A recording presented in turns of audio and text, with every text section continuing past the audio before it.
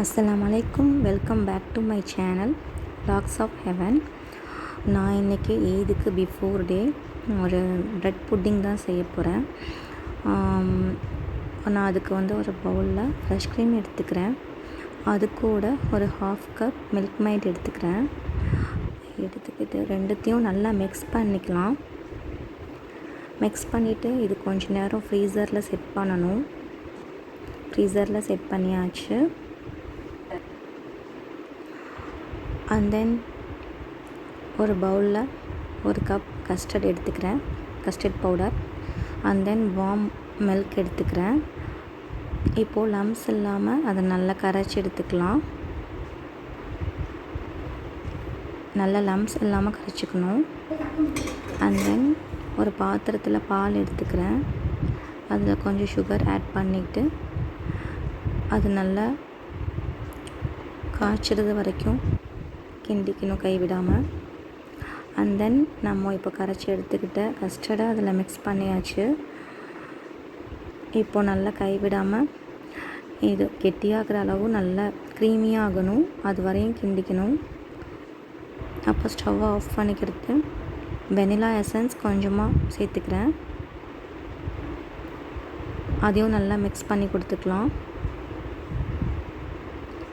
And then bread எடுத்துக்கலாம். Bread எடுத்துகிட்டு அது சைட்ஸை மட்டும் கட் பண்ணிக்கிறேன்.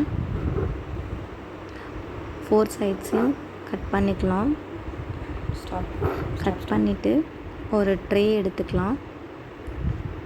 அதில் ப்ரெட்டை ஃபுல்லாக செட் பண்ணியாச்சு. அண்ட் தென் நம்ம பண்ணி வச்சுருந்த கஸ்டர்டை ஒரு லேயர் அதில் நம்ம ஊற்றி கொடுக்கணும். அண்ட் தென் நெக்ஸ்ட்டு திருப்பவும் அந்த மாதிரி ப்ரெட்டை நம்ம அது மேலே ஸ்ப்ரெட் பண்ணிக்கலாம். அண்ட் தென் திரும்பவும் கஸ்டர்டை நம்ம இன்னொரு லேயர் போட்டுக்கலாம். ஃபுல்லாக நீங்கள் ஸ்ப்ரெட் பண்ணி விட்டுக்கோங்க, கேப் இல்லாமல். ஃபுல்லாக ஸ்ப்ரெட் பண்ணியாச்சு இப்போது. அண்ட் தென் ஃப்ரீசரில் இருந்த இந்த க்ரீம் எடுத்துகிட்டு வெனிலா க்ரீம் இதை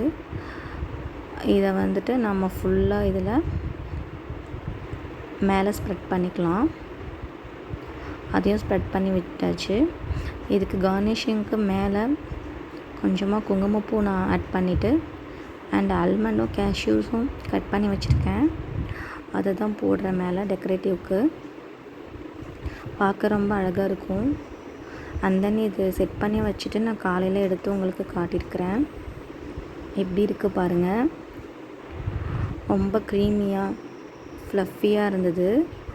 அதை கட் பண்ணும் போதே உங்களுக்கு தெரியும், நல்ல ஃப்ளஃபியாக இருந்தது. உங்களுக்கு இப்போ காட்டுறேன் பாருங்கள். நல்ல க்ரீமியாக சாப்பிட சூப்பராக இருந்தது.